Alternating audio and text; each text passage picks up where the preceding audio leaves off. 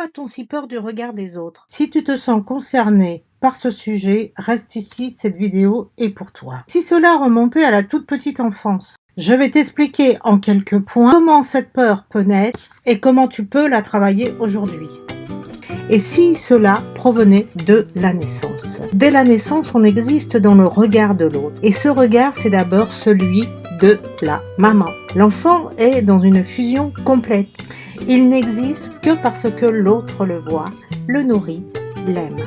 Mais si cette fusion n'est pas suivie d'une séparation sécurisante, l'enfant peut grandir avec la conviction qu'il n'est rien sans ce regard extérieur. Et cette peur du jugement, elle peut alors nous suivre toute la vie si on n'y met pas un peu de lumière. Je vais t'expliquer en quelques points comment elle a pris naissance et t'expliquer comment tu peux la dépasser, comment tu peux la travailler aujourd'hui pour te sentir beaucoup plus à l'aise plutôt que la peur du jugement de l'autre, l'attente que l'autre soit dans l'approbation vis-à-vis d'un sujet ou d'un autre ou vis-à-vis de ta posture tout simplement. Ce que l'on peut constater régulièrement lorsque quelqu'un est confronté à la peur du regard de l'autre, c'est qu'il ne prend pas position. C'est que cette personne, à un moment donné, se trouve bloquée dans une émotion qui l'empêche de s'affirmer, qui l'empêche d'être lui-même, qui l'empêche tout simplement d'exister. Il ne se fait pas exister car il est en attente de l'approbation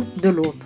Et tout ceci remonte bien évidemment à la toute petite enfance, parce que si cette peur est présente, c'est que le sujet a peur que l'autre ne l'aime pas. Le regard de l'autre est vital, littéralement, comme le petit bébé qui, dès sa naissance, dès les premiers mois de la vie, existe dans le regard de l'autre et ça commence par celui de sa maman.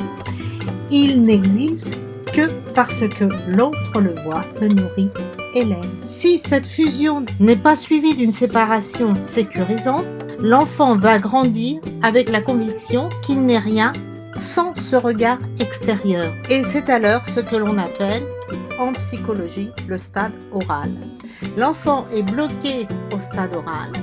Et quand il va grandir, il n'arrivera pas à dépasser les autres stades. Donc cette peur du jugement, elle peut alors nous suivre toute notre vie si on n'y met pas un peu de lumière. C'est d'abord celui de la maman. L'enfant est dans une fusion complète.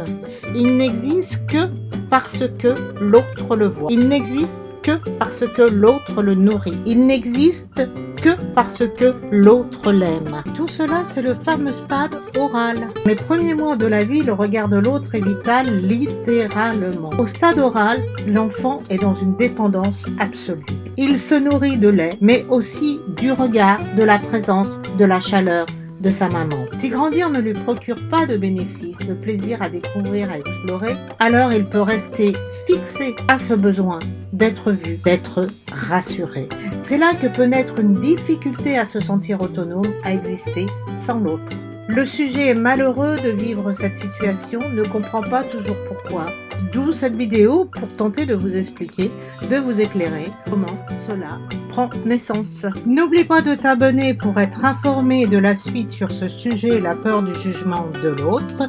Et je te dis à très vite pour le prochain épisode.